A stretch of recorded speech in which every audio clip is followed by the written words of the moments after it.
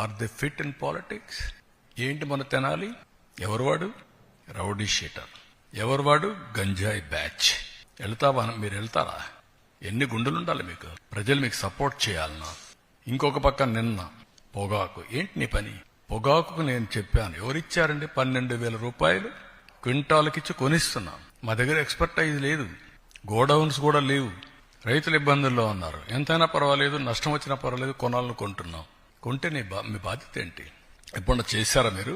బాధ్యత లేకుండా పోయి ఒక 15,000 మందిని ఎసకపోయి ఇక్కడ ఏం చేశారు?